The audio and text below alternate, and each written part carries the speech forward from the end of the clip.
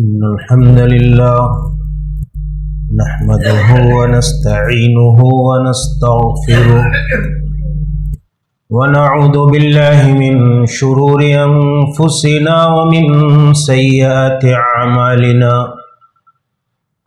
من يهده الله فلا مضل له ومن يضلل فلا هادي له وأشهد أن لا إله إلا الله وحده لا شريك له وأشهد أن محمدا عبده ورسوله يا أيها الذين آمنوا اتقوا الله حق تقاته ولا تموتن إلا وأنتم مسلمون يا أيها الناس اتقوا ربكم الذي خلقكم من نفس واحدة وخلق منها زوجها وبث منهما رجالا كثيرا ونساء واتقوا الله الذي تساءلون به والأرحام إن الله كان عليكم رقيبا يا أيها الذين آمنوا اتقوا الله وقولوا قولا سديدا يصلح لكم أعمالكم ويغفر لكم ذنوبكم ومن يطع الله ورسوله فقد فاز فوزا عظيما أما بعد فإن خير الحديث كتاب الله وخير الهدي هدي محمد صلى الله عليه وسلم وشر الأمور محدثاتها وكل محدثة بدعة وكل بدعة ضلالة وكل ضلالة في النار. أعوذ بالله السميع العليم من الشيطان الرجيم من همزه ونفخه ونفثه. إن الذين قالوا ربنا الله ثم استقاموا تتنزل عليهم الملائكة ألا تخافوا ولا تحزنوا وأبشروا بالجنة التي كنتم توعدون. سبحانك لا علم لنا إلا ما علمتنا إنك أنت العليم الحكيم. رب اشرح لي صدري ويسر لي أمري واحلل عقدۃ من لسانی یفقہوا قولی. تمام قسم کی حمد و ثنا، عظمت و کبریائی، بڑائی و بزرگی خالق کائنات، مالک ارض و سماوات اللہ جل شانہ کے لیے لائق اور سزاوار ہے، جو ہمارا، آپ کا، ساری انسانیت کا اور تمام مخلوقات عالم کا تن تنہا خالق، مالک، رازق، پالنہار اور پروردگار ہے، جس الہ العالمین نے ہم کو، آپ کو، سارے انسانوں کو اپنی عبادت، اپنی بندگی، اپنے احکام اور اوامر کی پابندی کے لیے پیدا کیا ہے۔ بعدہ درود و سلام نازل ہو دنیا انسانیت کی سب سے مقدس اور محترم جماعت انبیاء و رسول علیہم الصلاۃ والتسلیم پر، بالخصوص نبیوں اور رسولوں کے سردار اور سرتاج، نبی آخر الزماں، نبی محترم، رسول معظم، ہادی اعظم، رحمت مجسم جناب محمد عربی صلی اللہ علیہ وسلم پر، آپ کے آل و اصحاب پر اور ان تمام لوگوں پر جنہوں نے آپ کے دین، آپ کے راستے اور طریقے کی پیروی کی، سب پر اللہ کی رحمتیں، برکتیں اور سعادتیں نازل ہوں، آمین۔ اسلامی بھائیوں، قابل احترام بزرگوں، نوجوان ساتھیوں، عزیزوں، نہایت ہی مبارک اور مقدس مہینہ ماہ رمضان کے اختتام کے بعد یہ شوال کا پہلا جمعہ ہے۔ شوال کی آج 5 تاریخ ہے۔ رمضان میں ہم نے اللہ کے فضل و توفیق سے جس انسان کو اللہ کی توفیق حاصل ہوئی، صیام و قیام، تلاوت قرآن، ذکر و اذکار اور اللہ کی مرضی اور خوشنودی کے وہ سارے کام کیے جو اللہ کو محبوب اور پسندیدہ ہیں۔ پہلی چیز یہ ہے کہ ہم اللہ رب العالمین سے اپنے عملوں کی قبولیت کی بار بار دعا کرتے رہو۔ اعمال کی اصل یہی ہے کہ اللہ رب العالمین کی بارگاہ میں ہمارے اعمال شرف قبولیت حاصل کر لیں۔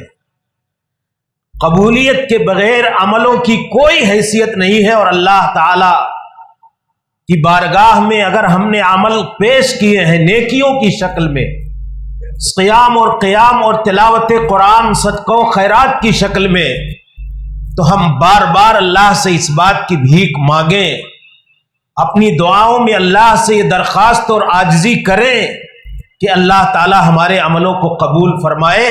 ہمارے سلف صالحین کے بارے میں آتا ہے کہ رمضان کا مہینہ گزرنے کے بعد 5 ماہ صرف اللہ سے اس بات کی دعا مانگتے کہ اللہ تعالی ہمارے عملوں کو قبول فرما لے۔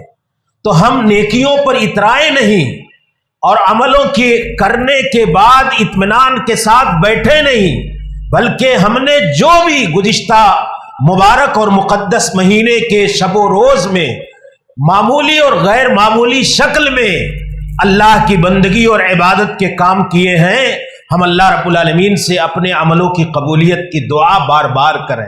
آپ دیکھیں حضرت ابراہیم خلیل اللہ کے حکم اور آرڈر سے بارگاہ ربانی میں ایک عظیم عمل پیش کر رہے تھے۔ اللہ رب العالمین کا حکم اور آرڈر تھا، بیت اللہ کی تعمیر کر رہے تھے۔ خانہ کعبہ اپنے ہاتھوں سے اینٹ اور گارے جوڑ کر کے اللہ کے گھر کی، اس عظیم گھر کی تعمیر کر رہے تھے جو سارے انسانوں کا، مسلمانوں کا قبلہ و کعبہ کی حیثیت رکھتا۔ لیکن ابراہیم خلیل اللہ اپنے بیٹے اسماعیل ذبیح اللہ کے ساتھ اللہ رب العالمین سے یہ دعا مانگتے تھے، ربنا تقبل منا انک انت السمیع العلیم، کہ اللہ تو ہمارے اس عمل کو قبولیت عطا فرما۔ تیری بارگاہ میں ہمارا یہ عمل معمولی ہے یا غیر معمولی ہے وہ تو جانتا ہے، لیکن الہ العالمین ہمارے عمل کو قبول فرما لے۔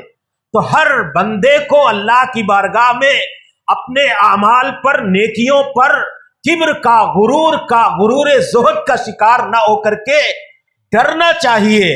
والذین یؤتون ما اتوا وقلوبهم وجلہ۔ ماں عائشہ صدیقہ رضی اللہ تعالی عنہا نے جب یہ آیت کریمہ پڑھی اور یہ آیت کریمہ نازل ہوئی، رسول اکرم صلی اللہ علیہ وسلم سے پوچھا کہ اللہ کے نبی یہ کون لوگ ہیں کہ یہ کچھ کرنے کے بعد ان کے دل دہلے رہتے ہیں، سہمے رہتے ہیں، گھبرائے رہتے ہیں؟ کیا یہ زناکار لوگ ہیں؟ کیا یہ شراب نوش لوگ ہیں؟ کیا یہ ڈاکو اور اللہ کے راستے میں ظلم و زیادتی کرنے والے لوگوں کے ساتھ ناانصافیاں کرنے والے لوگ ہیں؟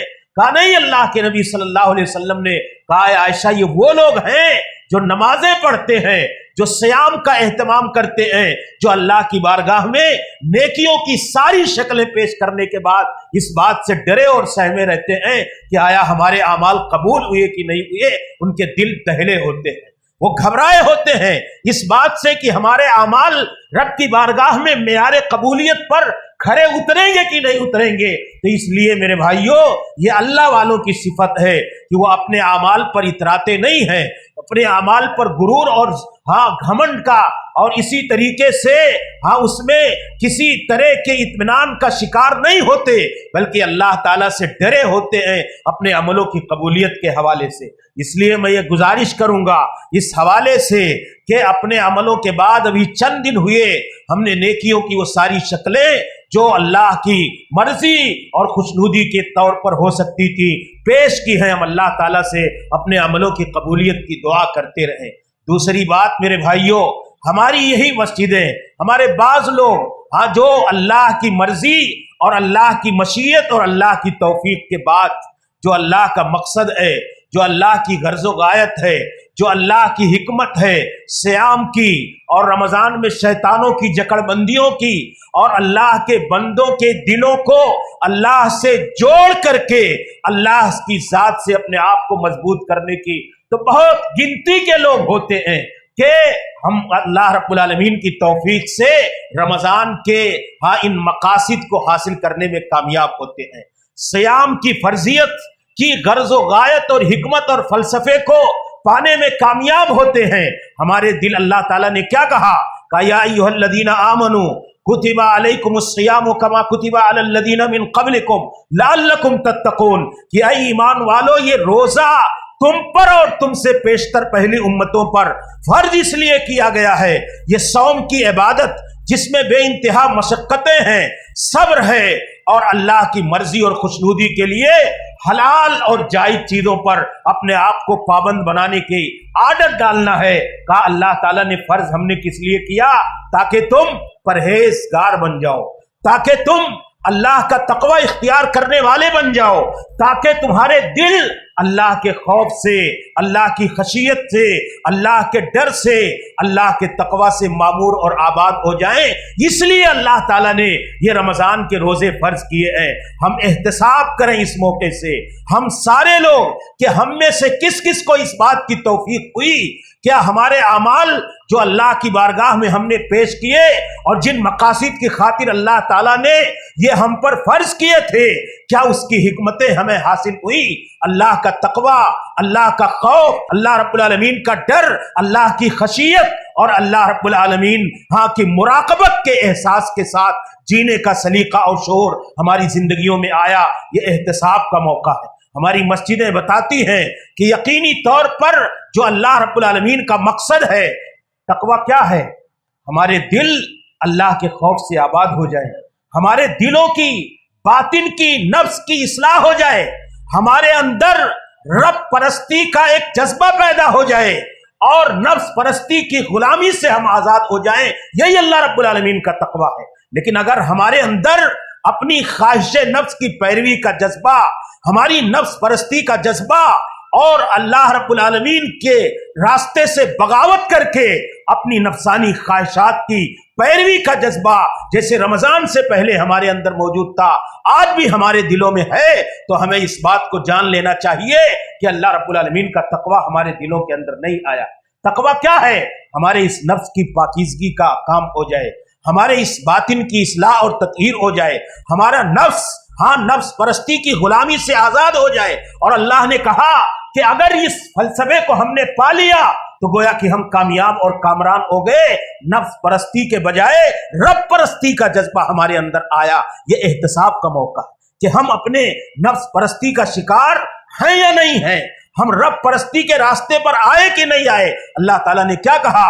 فَأَمَّا مَنْ خَافَ مَقَامَ رَبِّهِ وَنَهَى النَّفْسَ عَنِ الْهَوَىٰ فَإِنَّ الْجَنَّةَ هِيَ الْمَأْوَىٰ۔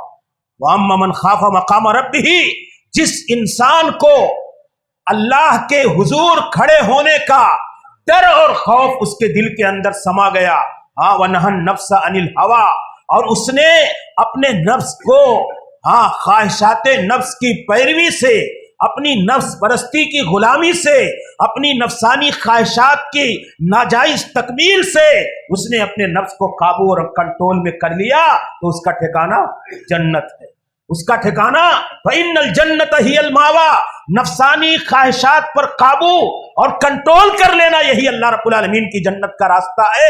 اور اللہ نے رمضان کے روزے اور رمضان کی یہ ساری عبادتیں اور یہ ساری پابندیاں اور یہ ساری اللہ رب العالمین کے صبر اور مشقت کی شکلیں، یہ سارا اس لیے ہے میرے بھائیوں کہ ہم اس بات کے عادی ہو جائیں کہ ہمارے دل نفس پرستی کا شکار نہ رہ جائیں، ہمارے دل نفس پرستی کی غلامی سے آزاد ہو جائیں۔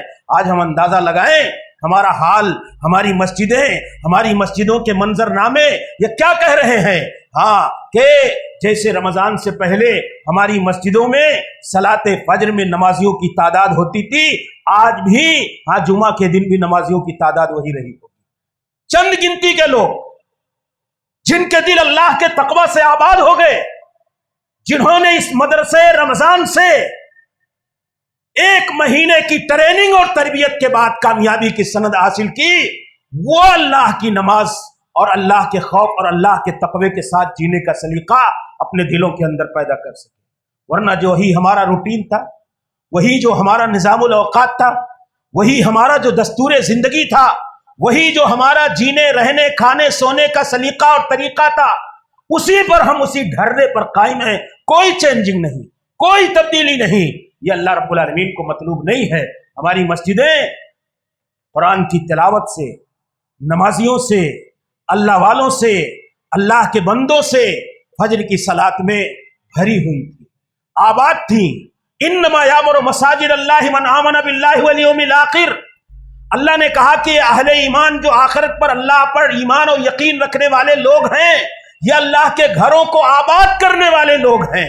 ہم نے رمضان میں اللہ کے گھروں کو آباد کیا ہوا تھا، لیکن رمضان گیا، ہمارا وہی طریقہ، مسلمانوں کی 90% آبادی اسی ڈھرے پر قائم۔ میرے بھائیوں، ہم غور کریں، کیا رمضان کی ہم عبادت کرتے تھے یا اللہ کی عبادت؟ رمضان گیا، اللہ نہیں ختم ہوا۔ جو انسان رمضان کا عبادت گزار تھا، اس نے عبادت بوریا بسترے کے ساتھ باندھ کر کے رکھ دیا، وہ انتظار کرے گا کہ آنے والے رمضان میں پھر اسی جوش جذبے اور امنگ کے ساتھ اللہ کے گھر سے جڑ جانا ہے اور 11 مہینے آزادی کی زندگی جینا ہے۔ لیکن اللہ تعالیٰ فإن اللہ حی لا یموت، جو اللہ کا عابد بندہ تھا، جو اللہ کی عبادتوں میں مہ اور اللہ کی ذات سے اپنے تعلق کو جوڑے ہوئے تھا، وہ اللہ رب العالمین کی عبادت کرنے والا اللہ سے اپنے آپ کو نہیں کاٹ سکتا۔ جس نے رمضان کی عبادت کی، گویا کہ اس نے رمضان کے ختم کے بعد اپنی عبادتوں کو سب کچھ بند کر دیا۔ تو رمضان گیا ہے، اللہ نہیں گیا۔ اللہ کو مطلوب کیا ہے میرے بھائیوں؟ کیا رمضان کے گزرنے سے ہماری فرض نمازیں ہم سے ساقط ہو جاتی؟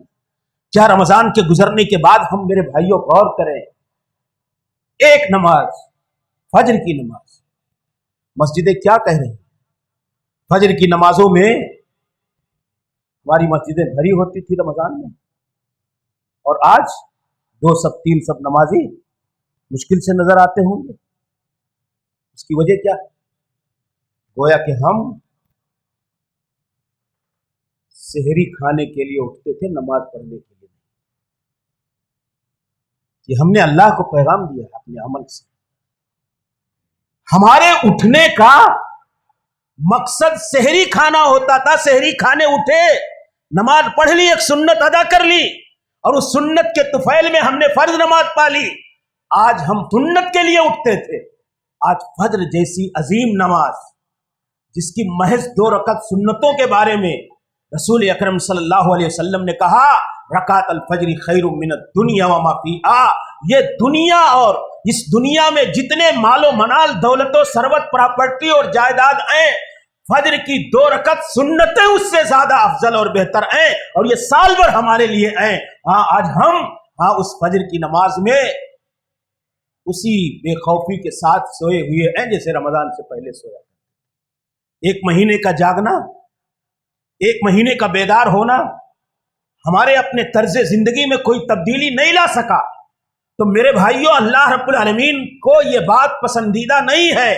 ایک اللہ والے عارف باللہ بشر الحافی سے پوچھا گیا کہ قوما یجتہدون فی رمضان، ایک قوم ہے، کچھ ایک جماعت ہے، کچھ لوگ ہیں رمضان میں خوب عبادتیں کرتے ہیں، اور جب رمضان گزر جاتا ہے تو سست اور کاہل ہو کر کے، غفلت کا شکار ہو کر کے اپنی اپنی جگہوں پر بیٹھ جایا کرتے ہیں، نماز سے، نہ اللہ کی بندگی سے، نہ روزے سے، نہ کسی اور چیز سے کوئی لینا دینا۔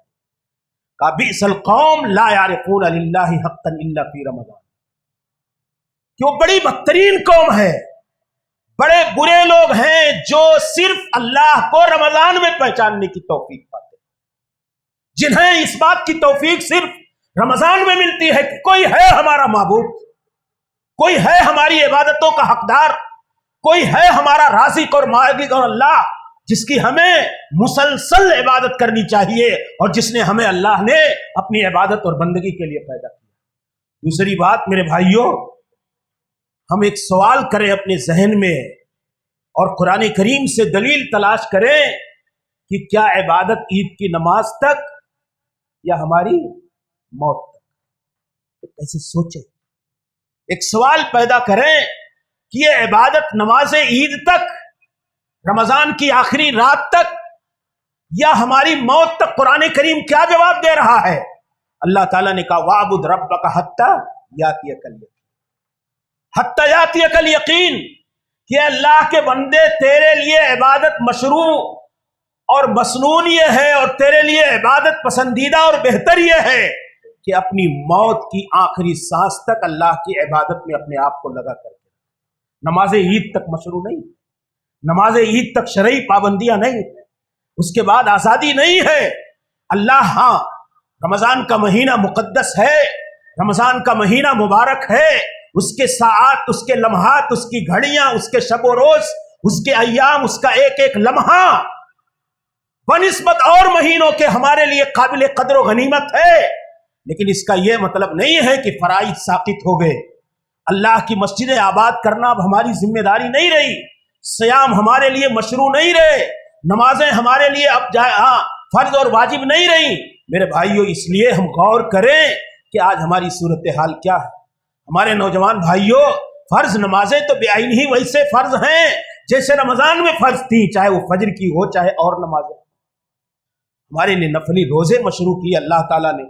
تو اس لیے میرے بھائیوں آپ غور کریں, یہ بھی ایک بڑی بدنصیبی ہے جو لوگ رمضان بھر صبر کے ساتھ, مشقتوں کے ساتھ, انتہائی سوز, تڑپ, لگن, جذبے کے ساتھ اللہ کی بارگاہ میں عبادتیں کرتے ہیں, اور عبادتوں کے بعد عید کی نماز کے بعد حتیٰ کہ عید کے دن ہمارے مسلمان بھائیوں کے لیے فلمیں ریلیز کی جاتی ہیں. عید کی نماز پڑھو, اس کے بعد نوجوانوں کے لیے یہ گناہ کا آپشن کھلا ہوا ہوتا ہے. یہ بنایا ہے ہم نے کہ عید کا دن ہمارے لیے گناہ کا دن ہے, تفریح اور معصیت کا دن ہے, ہڑدنگ کا دن ہے, رب کی معصیت اور نافرمانی کرنے کا دن ہے. آپ میرے بھائیوں بتاؤ کہ ہمارا نوجوان, ہمارے بھائی یا ہم اور آپ اللہ تعالیٰ کی بارگاہ میں مہینے بھر عبادتیں کرتے ہیں. مقصد کیا ہوتا ہے؟ صیام کا, قیام کا, تلاوت قرآن کا, صدقہ و خیرات کا. اللہ تعالیٰ نے کہا بھی کہ جو رمضان کو پائے اور اپنے آپ کو گناہوں سے پاک نہ کر لے وہ انسان بدنصیب اور خائب و خاسر, ناکام و نامراد انسان. اب ہم نے راتوں کو تراویح پڑھ کے, دن میں روزے رکھ کے, تلاوت قرآن کر کے, صدقہ و خیرات کر کے, غریبوں, بیواؤں, مسکینوں کی خبر گیری کر کے, اور اللہ کے راستے میں نیکیوں کی ساری شکلیں پیش کر کے اللہ کی مغفرت ہم نے مان لیا, حاصل کر لیا. ہم نے, آپ نے حاصل کر لیا, پاک ہو گئے گناہوں سے. اب گناہ کے بعد اپنے اوپر معصیت کی غلاظتیں اور گندگی ڈالنا, یہ عقل مندی اور دانائی ہے کیا؟ کتنی بڑی ہم بیوقوفی کا کام ہے کہ ہم نے پاک کیا اپنے آپ کو, صاف کیا اپنے آپ کو, اپنے بدن کو, اپنے جسم کو, اپنی روح کو, اپنے باطن کو, اپنے نفس کو, کس سے؟ گناہوں سے, غلاظتوں سے, ناپاکیوں سے, اللہ کی غضب سے, اللہ کی ناراضگی سے. اور اس کے بعد پھر ہم پاک صاف ہو گئے, اس کے بعد ہمارا حال کیا ہوتا ہے؟ گناہ کے راستے پر آ گئے.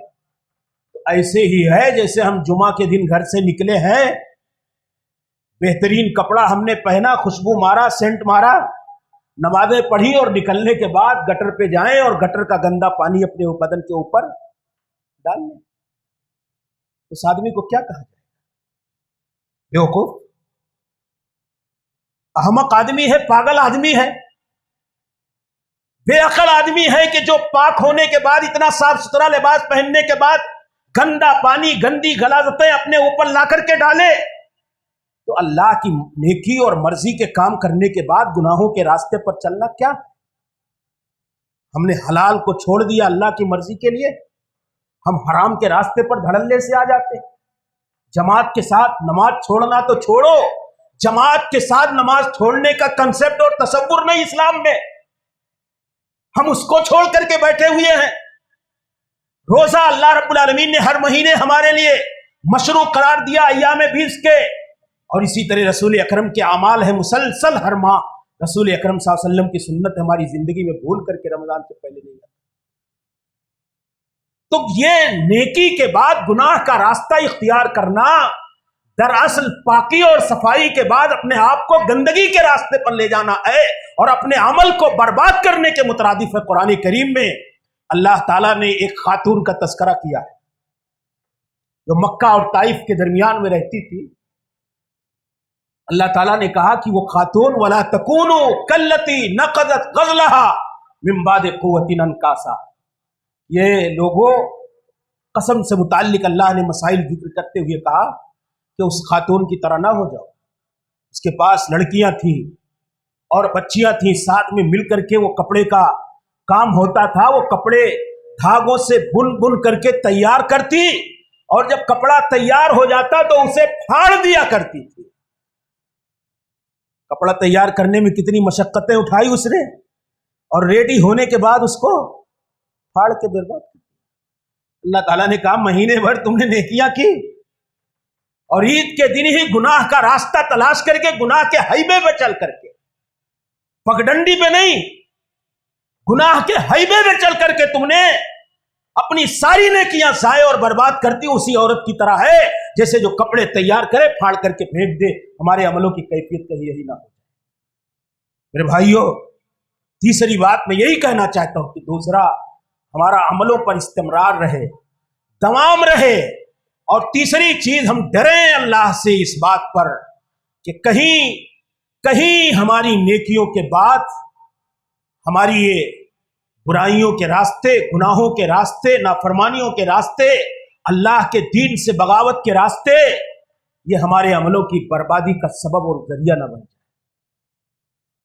ہم ڈریں اللہ سے، اور تمام کے ساتھ پسندیدہ کیا ہے، اللہ کو مطلوب کیا ہے کہ ہم عبادتوں پر جمے رہیں، ڈٹے رہیں، قائم رہیں، اور اللہ کو پسندیدہ یہی ہے۔ رسول اکرم صلی اللہ علیہ وسلم نے کہا ان احب الاعمال الی اللہ ادومها وان قل۔ اللہ کو پسندیدہ یہ نہیں ہے کہ ایک مہینہ سب کچھ چھوڑ کر کے، کاروبار، کپڑا بدل کر کے، کرتا پیجامہ، سب دوست احباب چھوڑ کر کے اللہ کا گھر، مسجد، اعتکاف بھی بیٹھ گیا اور عید کی نماز پڑھا، اس کے بعد نماز توفیق نہیں۔ تو اللہ کو یہ نہیں پسندیدہ۔ اللہ کو پسندیدہ کیا ہے؟ کم ہو، کنٹینیو، کم ہو، دوام کے ساتھ ہو، پابندی کے ساتھ ہو، تسلسل کے ساتھ ہو۔ اللہ تعالیٰ رسول اکرم صلی اللہ علیہ وسلم نے مائی عائشہ سے کہا ان احب الاعمال الی اللہ ادومها وان قل، کہ اے عائشہ، اللہ کے نزدیک عملوں میں زیادہ پسندیدہ اور محبوب ترین عمل یہ ہے کہ جو مسلسل اور کنٹینیو ہو، دوام کے ساتھ ہو، پابندی کے ساتھ ہو، گرچہ وہ کم ہو، یہ اللہ رب العالمین کو زیادہ پسندیدہ ہے۔ اس لیے میرے بھائیوں، اگر ہم تراویح پڑھتے تھے، نہیں تہجد کا اہتمام ہے تو فجر کی نماز میں اٹھ جایا کریں۔ اگر ہم ایک پارے کا ٹارگٹ، ایک جز کا ٹارگٹ لے کر کے چلتے تھے کہ قرآن کریم ہمیں مہینے کے اندر ایک بار ختم کرنا ہے، کم از کم ہم ایک ورق 2 صفحہ پڑھ لیا کریں، ایک رکوع پڑھ لیا کریں۔ پورے سال ہمیں قرآن کریم کے ایک رکوع پڑھنے کی توفیق نصیب ہے۔ یہ اللہ کو پسندیدہ نہیں ہے۔ اللہ کا قرآن رمضان کے لیے صرف نازل نہیں ہوا، یہ ہماری ہدایت کا سر چشمہ ہے، یہ ہماری زندگی کی رہنمائی کا ایک دستور اور آئین ہے اللہ رب العالمین کی طرف سے۔ اس لیے اس کا پڑھنا، اس کا سمجھنا اور سمجھ کر کے اس کو اپنی عملی زندگی میں نافذ کرنا، یہ ہماری دینی ذمہ داری۔ آخری بات کہہ کر کے اسی شوال کے حوالے سے کہ اللہ تعالیٰ کی طرف سے ہمارے عملوں کی قبولیت کی علامت اور مظہر یہ ہے کہ اللہ عمل کے بعد پھر ہمیں عمل صالح کی توفیق دیتا ہے۔ یہ دلیل ہے انما یتقبل اللہ من المتقین، اللہ پرہیزگاروں کے عملوں کو قبول کرتا ہے۔ اور اسلاف کہا کرتے تھے کہ مجھے یہ پتہ چل جائے کہ ہماری 2 رکعت نمازیں قبول ہو گئیں تو یہ ہمارے لیے دنیا و ما فیہا سے بہتر ہے۔ کیوں؟ اللہ کے عمل کی قبولیت یہ متقیوں کے لیے ہے، اور یہ اس بات کی سند اور دلیل ہے کہ اللہ کی بارگاہ میں متقی قرار پایا۔ تو اللہ کی ایک توفیق یہ بھی ہے، جو گناہ کرتا ہے اللہ اسے عملوں سے محروم کرتا ہے، اللہ کا وصول ہے۔ اور جو اللہ کا متقی اور پرہیزگار بندہ ہوتا ہے، اللہ تعالیٰ اسے عملوں کے بعد عملوں کی توفیق دیتے ہیں۔ اسی لیے اللہ نے یہ ہر انسان کو جانچنے کا ایک پیمانہ دے دیا ہے۔ رسول اکرم صلی اللہ علیہ وسلم نے کہا، ابو ایوب انصاری رضی اللہ تعالیٰ عنہ حدیث کے راوی ہیں کہ من صام رمضان ثم اتبعہ ستا من شوال کان لہ کصیام الدہر، کہ جس نے رمضان کے پورے مہینے کے روزے رکھے اور شوال کے مہینے کے 6 روزے اس نے رکھ لیے، اسے توفیق مل گئی 6 روزوں کی، تو اسے پورے 1 سال کا اللہ رب العالمین ثواب عطا فرماتا ہے۔ یہ اللہ کا اصول ہے، الحسنۃ بعشر امثالھا، نیکیوں کو اللہ تعالیٰ 10 گنا کر کے دیتا ہے۔ تو 30 رمضان کے اور 6 شوال کے 36 روزے ہو گئے، ہم اس کو 10 سے ضرب کریں تو 360 یہ ہو جاتا ہے، پورے 1 سال کا ثواب اللہ رب العالمین عطا فرما دیتا ہے معمولی سے۔ اور علماء نے یہ بھی کہا کہ جیسے فرض نماز ہم ظہر میں پڑھتے ہیں 4 پہلے سنت مؤکدہ، بعد میں 2 سنت مؤکدہ، کا یہ شعبان میں کثرت سے صیام مشروع ہے، پھر شوال میں 6 روزے مشروع ہیں، کا رمضان کے فرض روزوں کے آگے اور پیچھے یہ نفلی روزے جو اللہ نے رکھے یہ سنت مؤکدہ کی حیثیت رکھتے ہیں، جیسے نمازوں کے آگے پیچھے اللہ نے نفلی، اس کی حکمت کیا ہے اللہ کی طرف سے کہ فرض روزوں میں اگر کچھ کمیاں رہ گئی، کچھ کوتاہیاں رہ گئی، کچھ خلل رہ گیا، کچھ ہم سے اپنی عبادتوں میں نقص رہ گیا ہے، تو اللہ تعالیٰ ان نقائص کا انجبار اور اس کی بھرپائی فرما دے گا ان شوال کے 6 روزوں سے، ہمارے فرض روزوں کے ان خامیوں اور کوتاہیوں کی۔ اس لیے میرے بھائیوں، ایک عمل اس مہینے کا ہے جو اللہ کے رسول صلی اللہ علیہ وسلم کے عمل سے اور آپ کے قول سے، سنت سے ثابت شدہ ہے، ہم اس عمل کا بھی اہتمام کریں۔ یہ اس بات کی دلیل ہے کہ اللہ تعالیٰ ہمیں عمل کے بعد عمل، طاعت کے بعد طاعت، نیکی کے بعد نیکی، یہ اللہ رب العالمین کی بہت بڑی توفیق ہے۔ ہم اگر اس سے دور ہیں، ابھی ایام باقی ہیں، تو ہم کوشش کریں یہ ہمارے دلوں کا اور اللہ رب العالمین کی طرف سے تزکیے قلب کا، تزکیے نفس کا ایک بہت بنیادی ذریعہ ہے۔ میرے بھائیوں، بہت سارا پیغام رمضان لے کر کے آیا، ہم احتساب کریں کہ کیا وہ رمضان کے دروس، وہ رمضان کا پیغام، وہ رمضان کی ٹریننگ سینٹر سے حاصل ہونے والی تربیت کے پہلو ہماری زندگیوں میں آئے یا نہیں آئے، ہم اس موقع سے غور کریں، احتساب کریں۔ اگر ہماری اصلاح نہیں ہوئی ہے تو ہم اللہ سے روئیں، گڑ گڑائیں، توبہ کریں، اپنے عملوں کی قبولیت کی اللہ سے دعا مانگیں، اور اس بات کی دعا مانگیں کہ ربنا لا تزغ قلوبنا بعد اذ ہدیتنا۔ اللہ، رمضان میں ہم تیری ہدایت کے راستے پر گامزن تھے، شاہراہ نجات پر دوڑ رہے تھے، جنت کا راستہ تلاش کر رہے تھے، اے اللہ اس شاہراہ نجات اور شاہراہ جنت کے بعد ہمیں شاہراہ ضلالت اور ہلاکت پر مت لے جائے۔ یہ ہم اللہ سے دعا کریں، اللہ سے دعا کریں کہ ربنا ثبت قلوبنا علی طاعتک۔ ام سلمہ رضی اللہ تعالیٰ عنہ سے پوچھا گیا، وہ رسول جن سے گناہ کا تصور نہیں، جن سے دین سے بے راہ روی کا تصور نہیں، وہ رسول گرامی جب اس دعا کے اتنے زیادہ اہتمام کرنے والے تھے، بھائی ام سلمہ کہتی ہیں کہ رسول اکرم سے متعلق ان سے پوچھا گیا کہ اللہ کے رسول فجر کی صلاۃ کے بعد جب بھاری ہوتی ہے تو کثرت سے کیا پڑھا کرتے ہیں؟ تو ام سلمہ رضی اللہ تعالیٰ عنہ نے کہا کرتے ہیں، یا مقلب القلوب ثبت قلبی علی دین۔ یہ رسول اکرم پڑھتے تھے، یہ رسول اکرم پڑھتے تھے کہ اللہ اپنے دین پر استقامت کی توفیق عطا فرما۔ یہ رسول گرامی کی دعا ہوتی ہے، میں بے راہ روی کا شکار نہ ہو جاؤں، بے اعتدالی کا شکار نہ ہو جاؤں، نجات کے راستے سے ہٹ کر کے ضلالت کے راستے پر نہ چلا جاؤں۔ جب رسول اکرم اس قدر اس دعا کے اہتمام کرنے والے تھے تو ہم کس قدر میرے بھائیوں اس دعا کے محتاج اور حقدار ہیں۔ ہم اللہ سے بار بار یہ دعا مانگیں، ربنا لا تزغ قلوبنا بعد اذ ہدیتنا، رب یا مقلب القلوب ثبت قلبی علی دینک، ثبت قلبی علی طاعتک۔ اور یہ استقامت، یہی ہمارے لیے جنت کا راستہ ہے۔ برابر کنٹینیو اللہ کی عبادتوں پر جمے رہنا، ثبات، استمرار، تمام پابندی، یہی اللہ کی طرف سے نجات اور کامیابی کا راستہ ہے۔ اللہ نے ایسے لوگوں کو جنت کی بشارت دی ہے۔ ہم اللہ سے دعا کریں کہ جیسے رمضان میں اللہ کی مرضی اور مشیت کے کاموں پر ڈٹے اور جمے تھے، اللہ پورے سال ہم سب کو، تمام اہل اسلام کو، سارے مسلمانوں کو اپنی عبادت و بندگی کے کاموں پر ڈٹے اور جمے رہنے کی توفیق عطا فرمائے۔ اللہ تعالی ہم سب کو ثبات اور استقامت کی توفیق عطا فرمائے، اللہ تعالی ہمارے عملوں کو قبول فرمائے، اللہ تعالی ہم سب کو نیکیوں کے بعد گناہوں کے راستے پر جانے سے محفوظ رہنے کی توفیق عطا فرمائے۔